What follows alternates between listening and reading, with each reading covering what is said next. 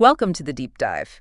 Today we're tackling a really potent work, Friedrich Nietzsche's The Antichrist. It still feels kind of explosive, doesn't it? Oh, absolutely. Like philosophical dynamite, as you said. Wow. And it comes right at the end of his thinking life, 1888, just before his collapse. That final burst of creativity. Exactly. Yeah. And this book, it's not minor. It's really the sharp end of his whole project, the revaluation of all values. The big one. Yeah, the big one. This was meant to be the first book of a massive, unfinished work. It's his opening attack, really, against what he saw as Christian morality suffocating life. And he knew it'd be controversial, right? He didn't pull any punches. Not at all. He predicted it himself, called it a shattering lightning bolt, talked about convulsions, maybe even splitting history in two. I mean, that's quite the claim. Intense, and it sounds like his friends agreed. They did. They were so worried about the reaction, they actually held it back. It wasn't published until 1895, years after he wrote it, and they knew how incendiary it was. So our mission today, then, is to really unpack this thing, get into the core arguments of this, let's face it, challenging text. Right. Understand why it was so explosive, why it still provokes people, and give our listeners, a clear map of Nietzsche's thinking here. Okay, let's dive in. This revaluation of all values. What's the fundamental idea? What exactly was he trying to overturn? He looked at Western civilization, its whole value system, and saw it built on, what he considered hostility towards life itself, especially the values rooted in Christianity: humility, pity, self-sacrifice, faith. Traditional virtue. Traditional virtues, yeah. He thought these things actually weakened people, particularly those with, let's say, potential for greatness, held them back. So the revaluation was about flipping that. Completely. Tearing down that dominant system to make room for something new, something that affirms life, all of it, the struggle, the power, the difficulty. And the Antichrist is his main weapon for this, specifically targeting Christianity. Precisely. He saw Christianity as the most successful and widespread expression of these values he rejected. So by attacking its roots, its very foundations, he hoped to expose what he saw as its unhealthy origins. Clear the ground, so to speak. Clear the ground for a more vital, more life-affirming way to live. Okay, so how does he start this demolition job? He uses this concept, ressentiment. What's that about? It sounds French. It is resentment. It's basically a deep-seated, festering resentment. Think of it as the bitterness of the weak, or those who feel powerless, directed towards the strong, the successful. Okay. And because they can't act directly, they can't win in a physical fight, they fight back psychologically. They invent morality. Oh, They invert the values. What the strong value, power, health, ambition, they label as evil. And their own condition, weakness, humility, suffering, they relabel as good. It's like an imaginary revenge. Wow. So it's a kind of psychological weapon born from feeling powerless. That's exactly Nietzsche's point. A weapon of the weak to condemn and control the strong, spiritually speaking. And he connects this directly to religion, particularly the priestly type. Yes. He argues that certain figures, what he calls the priestly type, especially within ancient Judaism and then evolving into Christianity, became absolute masters at manipulating this resentment. Masters of resentment. In a sense, yes. He even develops this quite controversial 5-stage theory about how, in his view, the Jewish priesthood systematically denaturalized their original values. Okay.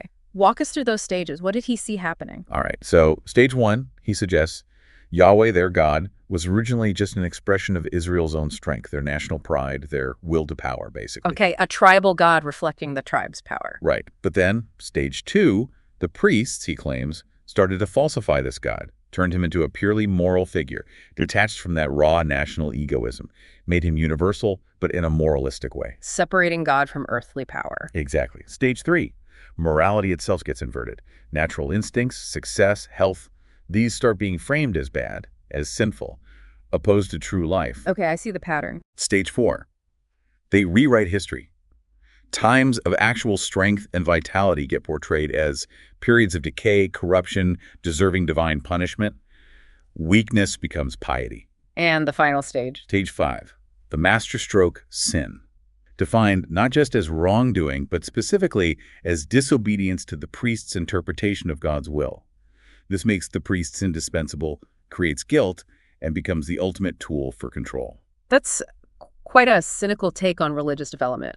So this priestly type for Nietzsche is fundamentally anti-life. Absolutely. He sees them as driven by their own will to power, yes, but it's a will that works through manipulation, through making others feel guilty and dependent rather than through, direct strength or creativity. Morality becomes their weapon. And this is where his famous distinction comes in, right? Master morality versus slave morality. Exactly. It flows directly from this critique. So break this down for us. What's master morality? Master morality, for Nietzsche, originates with the noble type, the strong, the powerful.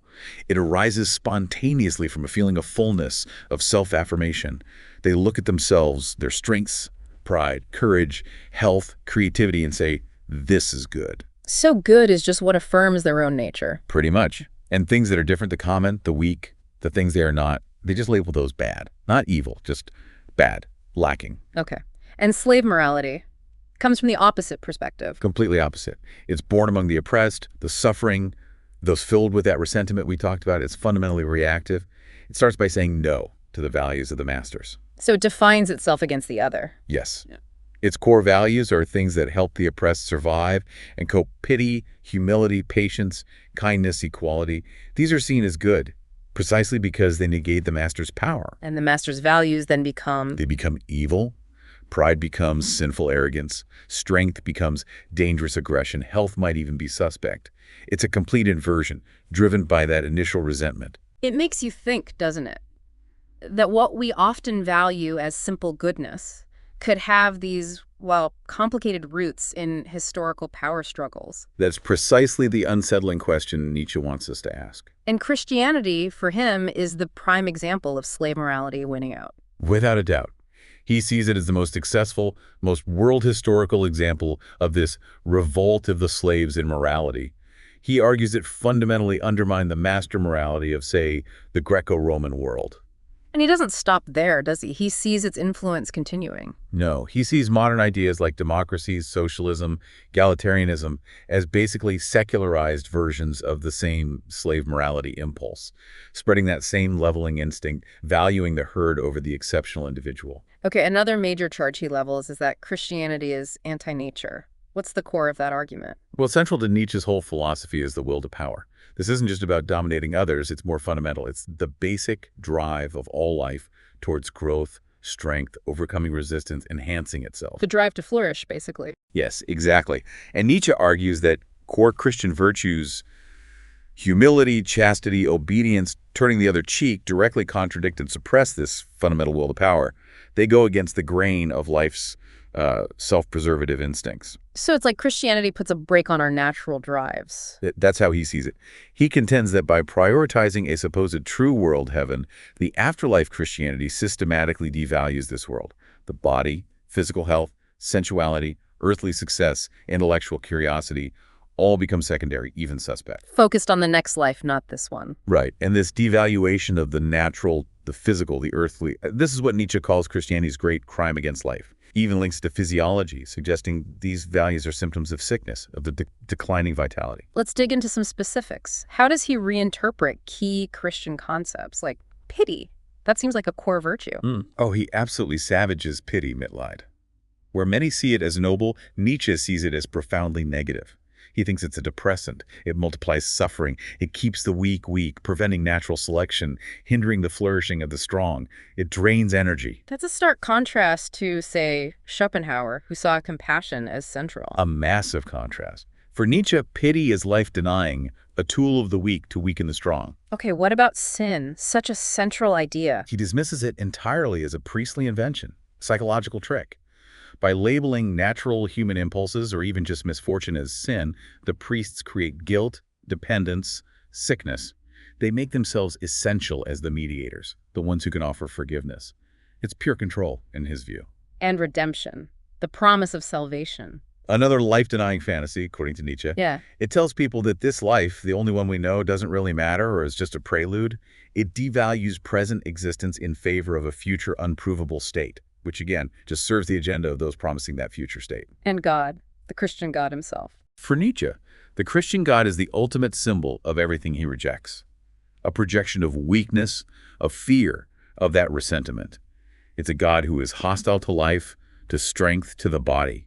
He calls it the God of the sick, the God of the physiologically declining, contrasting it sharply with what he saw as earlier, healthier, more life-affirming gods, like the Greek ones. Wow. Okay, but one of the most fascinating and maybe surprising parts of the book is how he talks about Jesus himself. He makes a distinction, doesn't he? A huge distinction is one of the most striking things. He famously says, in reality, there has been only one Christian, and he died on the cross. What does he mean by that? Who was Nietzsche's Jesus? Nietzsche paints a picture of Jesus not as the founder of a religion with doctrines, but as someone embodying a specific way of life, an inner state. Jesus preached the kingdom of God, but for Nietzsche, this wasn't a future place. It was an immediate internal reality. Like a state of mind. Exactly. A condition of the heart, something within you right now. In this state, concepts like sin, guilt, reward, punishment, they just dissolve. They become irrelevant. And Jesus's actions reflected this inner state. That's Nietzsche's interpretation. The radical non-resistance, the aversion to conflict, the indifference to worldly things. These weren't tactics. They were direct expressions of living entirely from this inner kingdom. He saw Jesus as living outside the Jewish law and rituals of his time, just purely embodying this state. But Nietzsche's view is still quite critical, isn't it? He uses some harsh terms. He does. He calls Jesus a decadent, which sounds bad.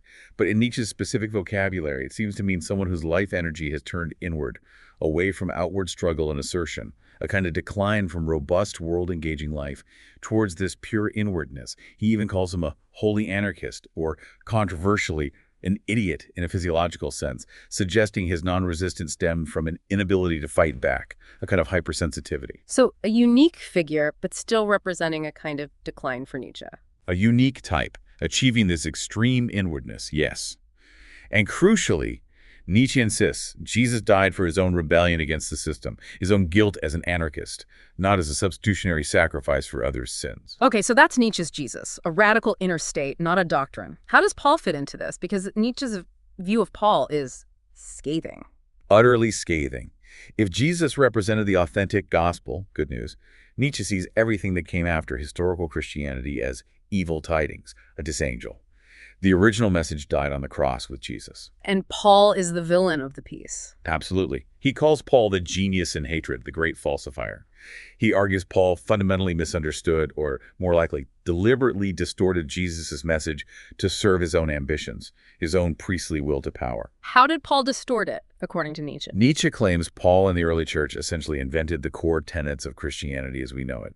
The physical resurrection, the idea of Jesus as a divine sacrifice for sins, personal immortality, the last judgment, and especially the obsessive focus on sin and guilt. So Paul took Jesus's inner state and turned it into a belief system. Precisely. He shifted the focus entirely. From Jesus's lived, immediate, imminent reality, the kingdom of God within, to a transcendent system based on belief in future events and afterlife divine judgment. And this transcendent focus, for Nietzsche, is inherently anti-life, anti-nature, and perfectly designed to give power to the priestly class who mediate access to that transcendent realm. That move from immanence to transcendence is the key betrayal in his view. That's the absolute core of his critique of historical Christianity versus his view of Jesus. It's clear Nietzsche has a very specific way of arguing. Let's talk about his methods. How does he build his case in the Antichrist? What are the philosophical tools he's using? Well, one key tool is his genealogical method. He doesn't just analyze concepts like good or sin as they are now. He digs into their history, their psychological origins. Trying to trace them back to their roots. Exactly. By showing, or attempting to show, that these values arose from specific historical circumstances, often linked to power struggles and resentment, he tries to undermine their claims to be timeless, objective, or divinely ordained. He wants to show they're human constructs. And he also uses psychology quite a bit, right? Oh, massively. Yeah. He treats values almost like symptoms of underlying psychological states, even physiological conditions. He's constantly diagnosing the hidden motives behind beliefs, like uncovering the resentment lurking beneath calls for pity or equality. But isn't there a danger there of the genetic fallacy? You know, dismissing an idea just because of where it came from? That criticism definitely gets raised. Yeah. And it's a fair point to consider. But I think a more charitable reading of Nietzsche is that he's not just saying bad origins equals bad idea. It's more nuanced. How so? By revealing the contingent, often power-driven, sometimes unhealthy origins of values that claim to be absolute or divine, he's primarily challenging that claim to absoluteness. He's showing, look, there's a perfectly natural, historical, psychological explanation for this. We don't need a supernatural one. It weakens the foundation. Okay, that makes sense. And underpinning all this evaluation is the will to power, acting as his standard. Yes, absolutely. Yeah. It's the ultimate benchmark for him in this book. Remember that definition right at the start. What is good? All that heightens the feeling of power, the will to power, power itself in man. What is bad? All that proceeds from weakness. So values are judged by whether they enhance or diminish this fundamental drive? Correct. And there are different ways scholars interpret how he justifies this. Is it just a brute assertion? Or is there more to it? Like the constitutivist view you mentioned earlier. Right. Thinkers like Katsafanas argue that since striving, overcoming, seeking some form of power or agency is just fundamental to what it means to act as a human, then that inherent aim itself becomes the natural standard for evaluating actions and values. So things that help us achieve that inherent aim are good in a functional sense. Sort of, yeah. Values aligned with the will to power are good because they facilitate life's basic project, while values that hinder it are bad because they work against our fundamental nature as striving beings.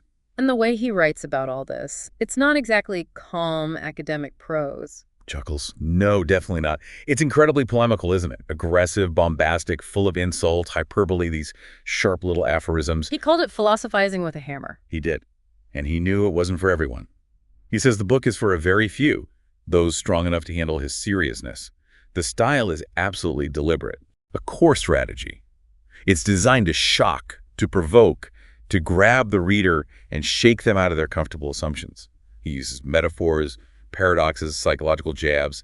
They're all weapons in his rhetorical arsenal. So the style is the substance, in a way. You could definitely argue that. The way he argues is inseparable from what he's arguing.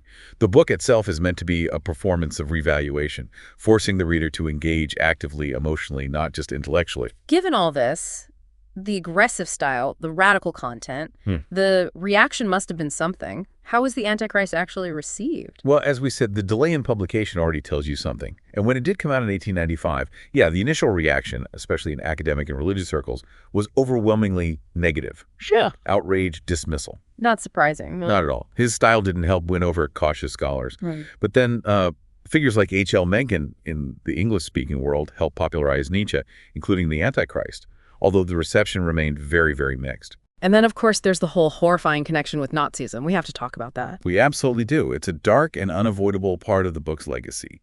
The Nazi regime deliberately and tragically twisted and misappropriated Nietzsche's ideas to lend some kind of philosophical gloss to their abhorrent ideology. And his sister play a role in that. Unfortunately, yes. Elizabeth Förster Nietzsche controlled his archive after his collapse, and she was herself a nationalist and anti-Semite. She selectively edited and published his notebooks, sometimes out of context, to make him seem like a forerunner of her own views, which fed into the Nazi narrative. But scholars have pushed back hard against that interpretation. Immensely, especially after World War II. Thinkers like Walter Kaufmann did crucial work meticulously showing how Nietzsche himself often condemned German nationalism, state worship, and especially anti-Semitism. They worked to separate the real philosopher from the Nazi caricature. So it's complex. He wasn't a Nazi, but... Exactly. Well, it's wrong to call him the spiritual father of fascism. Some argue that aspects of his thought, the critique of democracy and equality, the focus on power, the idea of the Übermensch, were easily distorted and provided a kind of philosophical toolkit or maybe a spiritual image that appealed to anti-liberal, anti-Christian movements like Nazism. It's a disturbing mix of outright manipulation and perhaps some points of twisted resonance. A cautionary tale about how ideas can be misused. A profound one. Yet, despite that terrible association, the book and Nietzsche's ideas in general have had a massive ongoing influence, haven't they? Oh, undeniably. Huge influence across philosophy and culture. Think about existentialism, Sartre, Camus. They wrestled directly with Nietzsche's death of God, the critique of traditional values, the call for individual freedom and creating meaning. That's pure Nietzsche. And postmodernism, too. Absolutely. Figures like Foucault, Derrida, Lyotard drew heavily on his skepticism towards grand narratives, his idea that all knowledge is perspectival, his deconstruction of metaphysics and morality, the link between power and knowledge. The debt is enormous, even if they debated whether Nietzsche himself was truly postmodern. Any other areas? You can see echoes in Freud's psychoanalysis, certainly in theological responses, people like Karl Barth grappling with this challenge, literature too, Yeats, Rilke, Thomas Mann. It's incredibly widespread. It's fascinating how he could inspire such different things, radical individualism and existentialism, but also get twisted by collectivist movements and then fuel anti-foundationalism and postmodern thought. It speaks to the power and maybe the ambiguity of his ideas. They're potent and can be interpreted or misinterpreted in radically different ways. When scholars look at the Antichrist today, what are the main points they still debate or interpret differently? Well, there are a few key areas. One big one is still, who or what is Nietzsche really attacking? Is it just the institutional church, Christianity as a historical power structure? Or is it the fundamental values of Christianity, love, pity, humility, even in their purest form? The institution versus the essence? Kind of, yeah. Another debate is about the will to power. How exactly does he justify making that the supreme standard? Is he claiming it's a deep truth about all reality, a metaphysical claim? Or is it more like that constitutivist argument we discussed, something grounded in the very nature of human action? How we must act. Right. And then there's the perennial question of his style. Is the aggressive, polemical rhetoric a philosophical weakness, something that gets in the way of clear argument?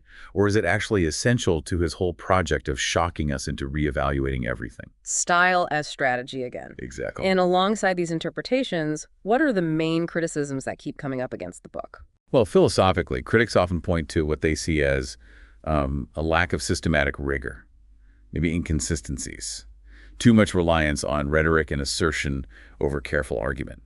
Some say his portrayal of Christianity is just a caricature, a straw man. And the historical claims. His historical accounts, like the 5 stages of the priesthood, are often challenged for accuracy, for being based on selective evidence. And ethically. Ethically, the big ones are his fierce condemnation of pity. Many find that deeply problematic. There are also concerns about elitism, the potential for his ideas to justify cruelty or indifference to suffering, and, as mentioned, the charge that he attacks a simplistic version of Christianity and promotes a kind of radical selfishness. But presumably there are strong defenses and ways to read him more charitably. Oh, absolutely. Many scholars push back. They argue, for instance, that his target is often specific historical distortions of Christianity, or its use as a tool for power, rather than, say, the simple act of loving one's neighbor. Focusing on the power dynamics. Yes. Others emphasize the genuine psychological insight, particularly around ressentiment, and how values can function as symptoms. They might defend the overall coherence of his project, built around the will to power, or argue, again, that the shocking style was rhetorically necessary for his goals. Often textualizing it. Right, using biographical context to understand his vehemence, or arguing his genealogical method, is more subtle than a simple genetic fallacy. Even critics often have to concede the sheer power of his challenge, the importance of the questions he forces us to confront. It certainly forces you to think, okay, we've covered a lot of ground here, really dug into this intense work. If we were to boil it down, what are the absolute core takeaways from the Antichrist? I'd say number 1 is the attack on Christian morality as a slave morality, born from resentment and fundamentally life-denying in his view. Number 2 is that stark, crucial distinction he makes between his interpretation of Jesus' life and his condemnation of Paul in the historical church. And number 3 is the overarching project, the revaluation of all values, using the will to power as the ultimate standard.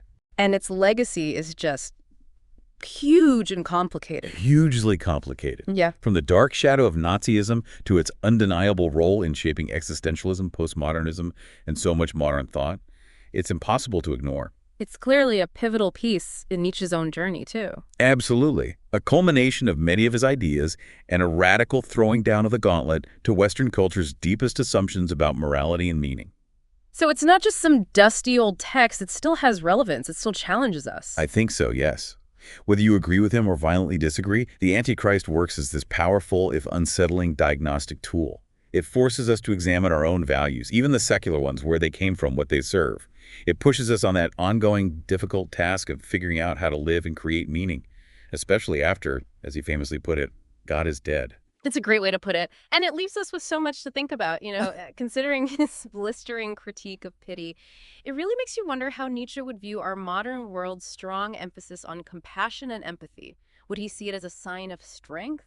Or as a symptom of something else, maybe a continuation of that slave morality he despised? Definitely food for thought. Thanks for taking this deep dive with us today.